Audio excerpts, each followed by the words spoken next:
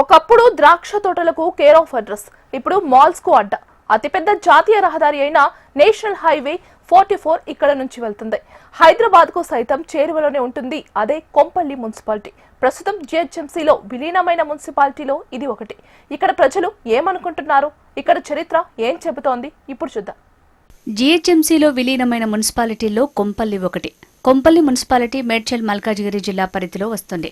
Major గ్రామ పంచాయతీగా ఉన్న కొంపల్లి తెలంగాణ ప్రభుత్వం చేసిన పురపాలక సవరణ బిల్లులో భాగంగా 2019లో పురపాలక సంఘంగా ఏర్పడింది.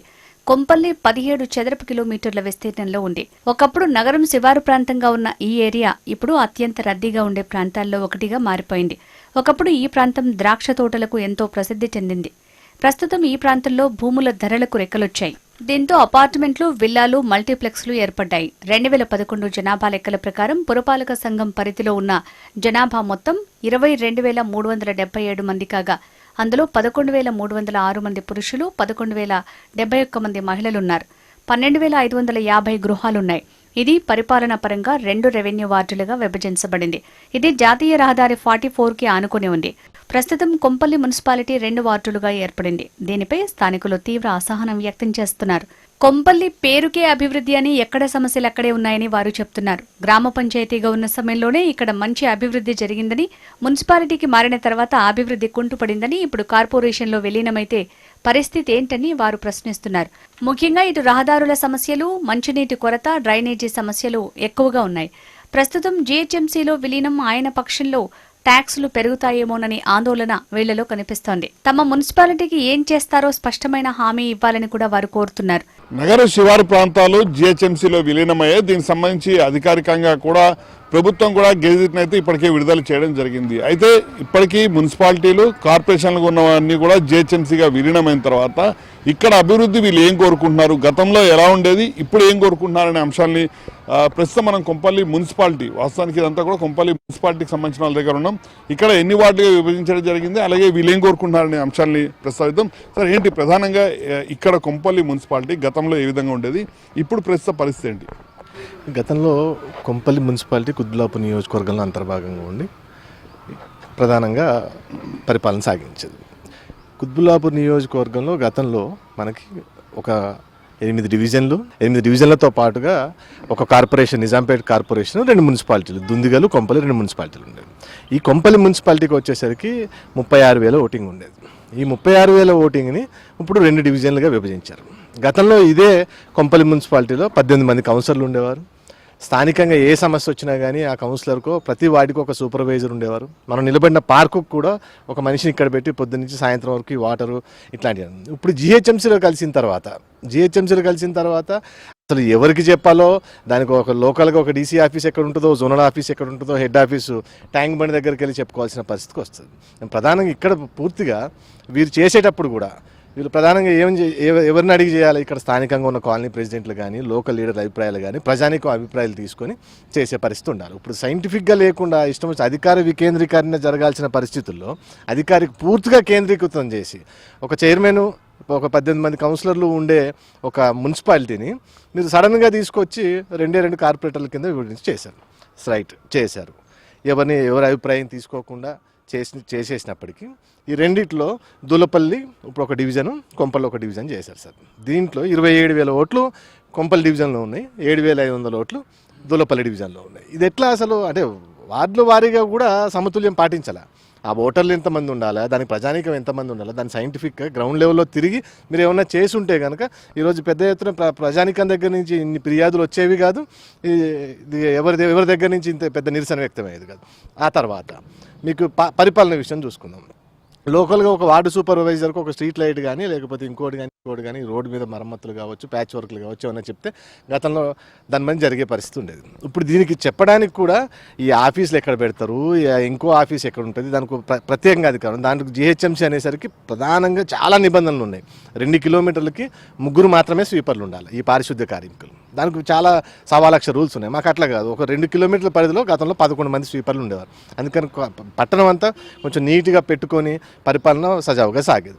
ఇప్పుడు ఈ మొత్తం 20 కార్పొరేషన్లు జిహెచ్ఎంసీ పరిధిలో ఒక 20 మున్సిపాలిటీలు, ఒక 7 కార్పొరేషన్లు విలీనం జరిగింది. దీంతో గతంలో 650 చదరపు కిలోమీటర్లు సుమారుగా ఉండేది, ఏది మొత్తం నగర విస్తీర్ణం. ఇప్పుడు దీన్ని 2053 చదరపు కిలోమీటర్ల దానికి చాలా పెద్దగా చేశారు. దానికి సరిపడా స్టాఫ్ ఏ రకంగానూ సరిపోరు. అట్లనే ఈ ఒక్క దగ్గరనే అధికారం పూర్తిగా కేంద్రీకరమైంది, ఒక కార్పొరేటర్ దగ్గరనే ఉంటే ఈ వ్యవస్థ ఎట్లా నడుస్తుంది అనేది ప్రధాన అంశం. రెండోది, ఇంత పెద్ద సిటీని అసలు మీరు ఏ రకంగా చూసుకున్నా కానీ పరిపాలన అనేసరికి ఎంత కష్టమవుతుందంటే మనం చూస్తూ ఉన్నాం. జిహెచ్ఎంసీ గతంలో కుత్బుల్లాపూర్ మున్సిపాలిటీగా ఉండే, జిహెచ్ఎంసీలో కలవకముందు. అప్పుడు కుత్బుల్లాపూర్, ఇప్పుడు జిహెచ్ఎంసీ. కుత్బుల్లాపూర్ మున్సిపాలిటీ నుంచి జిహెచ్ఎంసీ అయిన తర్వాత మనం ప్రధానంగా చూస్తున్నాం పక్కకే జీడిమెట్ల డివిజన్ ఉంటుంది. అసలు ఈ రోజుకి మన జూబ్లీస్ నియోజకవర్గంలో ఆ పేరుకే జూబ్లీస్ ఉండదు అన్నట్టు ఆ బోరబండ మొన్న ఎలక్షన్లు అప్పుడు అందరం చూసాం. అసలు విపరీతమైన కంపు, ఈ రోజుకి రోడ్లు లేవు, చిన్న చిన్న గలీలు.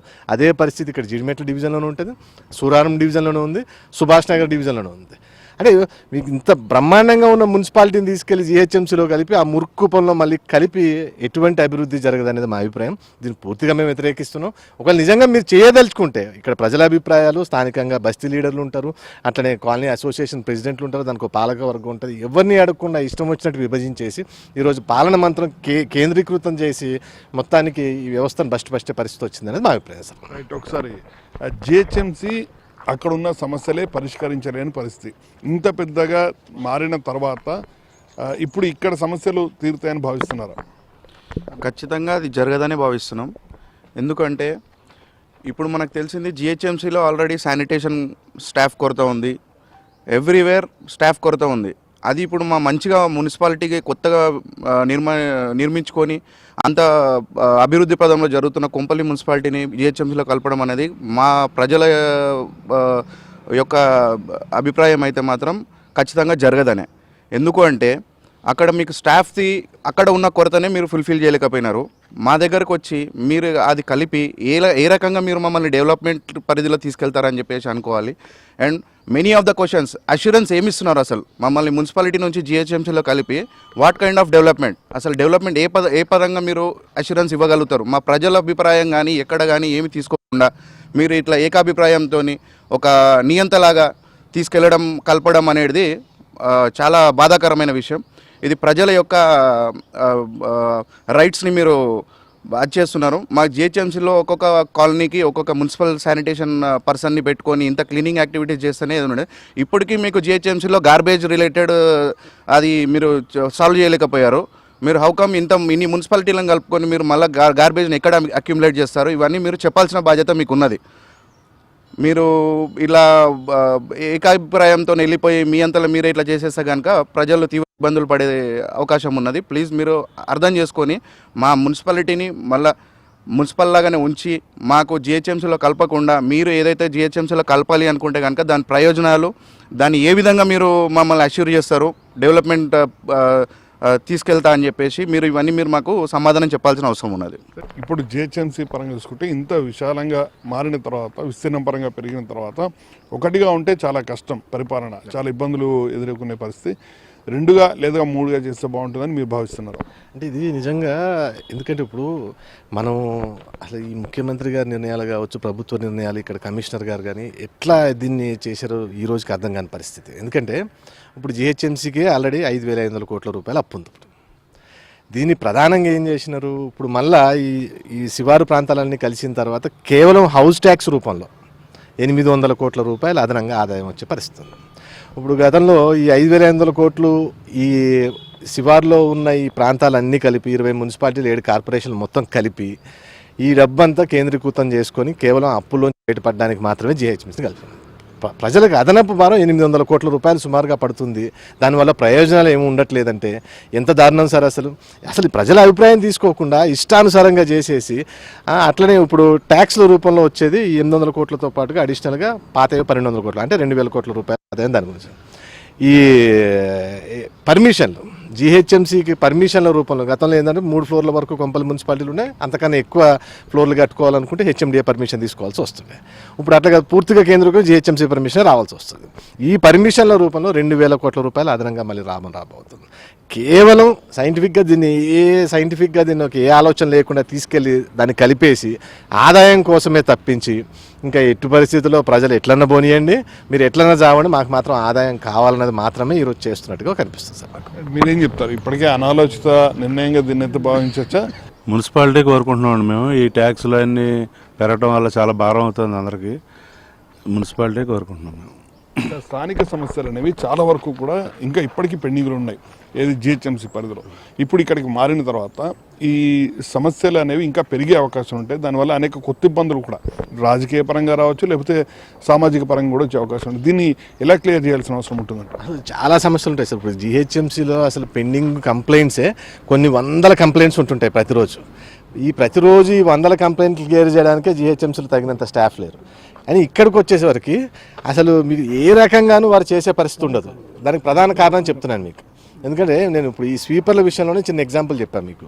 ఒక 10 మంది 15 మంది స్వీపర్లే ఒక కారు డివిజన్ మొత్తం ఉండే పరిస్థితి వస్తూ ఉంటుంది. ఇక్కడ లోకల్గా అసలు డ్రైనేజ్ సమస్యలు ఇప్పటికే మాకు చాలా ఎక్కువ సమస్యలు ఉన్నాయి. ఈ స్థానికంగా ఉంటే ఈ పర్టికులర్గా మనకి జిహెచ్ఎంసీ కలవక ముందు మున్సిపాలిటీకి మంచిగా ఒక వెహికల్ ఉండేది, దానికి ఒక డ్రైనేజ్కి సంబంధించి కానీ దానికి ఒక వ్యవస్థ ఉండేది. ఆ వర్కర్లు అందరూ వచ్చి ఇమీడియట్గా చేసే పరిస్థితి ఉండేది. కానీ ఈరోజు జిహెచ్ఎంసీలు కలిసిన తర్వాత ఒక టోల్ ఫ్రీ నెంబర్కి కాల్ చేయాలి, వాళ్ళు ఎప్పుడు రెస్పాండ్ అయితే కొన్ని వేల వందల కంప్లైంట్లు ప్రతిరోజు పెండింగ్లో ఉంటున్నాయి జిహెచ్ఎంసీలో. మేము ప్రధానంగా కోరేది ఏంటంటే మీరు కలపండి. సరే, మీకు కలిపే ఉద్దేశం ఉన్నప్పుడు ఇక్కడ ఉన్న ప్రజలకు ఇంతకుముందు సోదరు చెప్పినట్టు అసలు మీరు ఏ అష్యూరెన్స్ ఇవ్వగలుగుతున్నారు? ఇగో దీనికి ఏమన్నా ఒక టైం లిమిట్ ఉంటుందా? మీరు పొద్దున కంప్లైంట్ చేస్తే మధ్యాహ్నం వరకు అది రిజాల్వ్ చేసే పరిస్థితి ఉంటుందా? లేదు అనుకుంటే ఏదైనా ప్రధానంగా రోడ్డు సమస్య ఉన్నది, డ్రైనేజ్ సమస్య ఉన్నది, స్వీపింగ్ సంబంధించి, గార్బేజ్ సంబంధించి, స్ట్రీట్ లైట్లకు సంబంధించి ఇట్లాంటి ఏ విశేష సమస్యలు ఉన్నప్పటికీ ఆ సమస్యలు పరిష్కరించే వేదిక ఒకటి ఏర్పాటు చేసిన తర్వాత ప్రజలకు నమ్మకం కలిగించిన తర్వాత మీరు కలిపితే బాగుంటుంది అన్నది మా అభిప్రాయం సార్. సార్ మీరేం చెప్తారు? మీరేం చెప్పదలుచుకుంటారు? అంతకుముందు మున్సిపల్ కార్పొరేషన్లో ఉన్నప్పుడు మేము కమిషనర్ గారికి ఏదైనా ఇమీడియట్గా కంప్లైంట్ చేస్తే నెక్స్ట్ డే మార్నింగ్ కానీ బై ఈవినింగ్ కానీ they have to come and settle the issues. But now where we can go and complaint them and who is going to resolve the problems. And mainly for all these immediately whatever the people have said, it is not going to be solved by you. It is highly impossible to track your people and get your bid done. That's my opinion. సరే, ఇంకోటి కుంపల్లి అంటేనే అభివృద్ధికి care of address. ఇప్పుడు national highway కూడా ఇటు మీదుగానే ఉంటుంది కాబట్టి so ఇంకా కొన్ని సమస్యలు చాలా వరకు పెండింగ్లో ఉన్నాయి కాబట్టి అంటే ఎలాగో జిహెచ్ఎంసీలో విలీనం తప్పదు. సో మీరేం కోరుకుంటున్నారు ప్రత్యేకంగా? మేము ఏంటంటే ప్రధానంగా చాలా వేగంగా అభివృద్ధి చెందుతున్న ప్రాంతం మా కొంపల్లి మున్సిపాలిటీ. ఈ కొంపల్లి మున్సిపాలిటీ బదులు మీరు ఒక 2 డివిజన్లు చేశారు కాబట్టి ఇంకా ఈ డివిజన్లని ఒక దగ్గర 7,500, ఒక దగ్గర లేకపోతే 26,000, 27,000 కాకుండా సమానంగా విభజించి ఈ కార్పొరేటర్ స్థాయిలు కొంచెం ఇంకా ఎక్కువ పెంచి స్థానాలు లోకల్గా పరిపాలన జరిగే విధంగా. ఎందుకంటే చాలామంది కోరుకునేది నిత్యము ప్రతి ఒక్కరికి ప్రతి కాలనీలో ఒక సంక్షేమ అధ్యక్షుడు కావచ్చు, ఒక అపార్ట్మెంట్ అసోసియేషన్ అధ్యక్షుడు కానీ నిత్యం కొంపల్లి మున్సిపాలిటీతో ఏదో ఒక పని ఉంటా ఉంటుంది. అది డ్రైనేజ్ కావచ్చు, శానిటేషన్ కావచ్చు, స్ట్రీట్ లైట్ కావచ్చు, ఇంకోటి కావచ్చు. దీన్ని పరిష్కరించడానికి మీరు చేయాల్సిన కార్యక్రమాలు ముందుగా మీరు ఒక కంప్లైంట్ ఇస్తే మేము తీసుకొచ్చి ఒక రోజులో రిజాల్వ్ చేస్తాము, లేకపోతే 2-3 గంటల్లో రిజాల్వ్ చేస్తాము, లేకపోతే ఇంకోటి చేస్తాము. ఒక స్పష్టమైన హామీ ఇచ్చి ప్రజల్లో కొంచెం ఆత్మవిశ్వాసం పెంచి జిహెచ్ఎంసీ పట్ల మేము మీ పరిపాలన పట్ల మేము ఇట్లా చేయదలుచుకున్నాం, గతంలో మేము ఇట్లా చేసినాం. ఎందుకంటే మేము ఆల్రెడీ చూస్తూ ఉన్నాం, పక్కనే జీడిమెట్ల డివిజన్ ఉంటుంది, ఓ పక్క సూరారము, ఇంకో పక్క సుభాష్ నగర్, మురికి కూపంలాగా అసలు చెత్త ఎత్తుకొని పోయే నాదుడు ఉండడు. అక్కడ స్థానికంగా ఏదైనా వాటర్ లీకేజ్ కానీ డ్రైనేజ్ లీకేజ్ కానీ ఉంటే 3-4 రోజులు సమయం పడుతుంది సార్ అక్కడ. మాకు అట్లా ఉండదు కొంపల్లి మున్సిపాలిటీ వచ్చేసరికి. ఎందుకంటే మీరు కంప్లైంట్ ఇచ్చిన ఏంబడి ఆ కమిషనర్ రెస్పాండ్ అవుతారు, లేకపోతే స్థానికంగా ఉండే కౌన్సిలర్ రెస్పాండ్ అవుతారు, స్థానికంగా ఉండే సూపర్వైజర్, ప్రతి వార్డుకి ఒక సూపర్వైజర్ ఉంటాడు. ఇప్పుడు ఈ పరిస్థితి ఉంది. ప్రతి వార్డు అంటే కేవలం ఒక కాలనీ, ఇది ఎన్సిఎల్ కాలనీ సార్. ఇప్పుడు మనం ఏదైతే ప్రాంతం ఉన్నో ఇది ఎన్సిఎల్ కాలనీ, 12వ వార్డు, 2,000 ఓట్లు. దీనికి ఒక సూపర్వైజర్ ఉంటాడు, దీనికి ఒక కౌన్సిలర్ ఉంటాడు, దీని కింద చాలా పెద్ద వ్యవస్థ పనిచేస్తూ ఉంటుంది. అదే మీరు జిహెచ్ఎంసీలో ఉంటే అసలు చెప్పుకునే నాదుడు ఉండడు, 3-4 రోజులైనా మీ కంప్లైంట్ తీసుకున్నారు. ఆ అష్యూరెన్స్ ఇక్కడ స్థానికంగా కొన్ని కార్పొరేటర్లు పెంచి వారి దగ్గరనే ఈ అధికారాలు ఉంటాయి, ఇంత స్టాఫ్ ఉంటుందని మీరు హామీ ఇస్తే. ఎందుకంటే 605 చదరపు కిలోమీటర్లే మీరు మేనేజ్ చేయలేకపోతున్నారు. ఇప్పుడు 2,053 చదరపు కిలోమీటర్లు మీరు ఎట్లా మేనేజ్ చేస్తారు అసలు? ఎందుకంటే మీ దగ్గర స్టాఫ్ లేదు, 5,500 కోట్ల అప్పుల్లో ఉన్నది. ఇవన్నీ తీసుకెళ్ళి దాంట్లో పెట్టి అసలు దీనికి ఎవరికి సమాధానం చెప్పే పరిస్థితి ఉండదు. దానికి ఖచ్చితంగా మీరు దీనికి ఏదో ఒక పరిష్కారం చూపించిన తర్వాతనే, మాకు నమ్మకం కల్పించిన తర్వాతనే జిహెచ్ఎంసీలో కలిపి దీన్ని అభివృద్ధి పదాలను నడిపించాలని కోరుకుంటున్నాం సార్.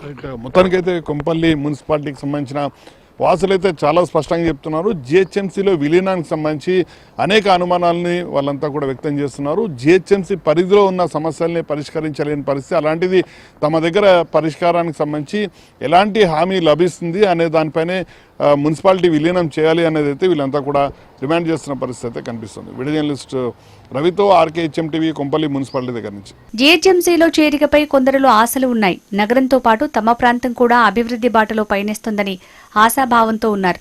మరోవైపు మిగతా మున్సిపాలిటీలో లాగానే తమకు కూడా ప్రభుత్వం నుంచి డివిజన్పై పూర్తి స్థాయి క్లారిటీ కోరుతున్నారు. జీహెచ్ఎంసీలో కొంపల్లి మున్సిపాలిటీని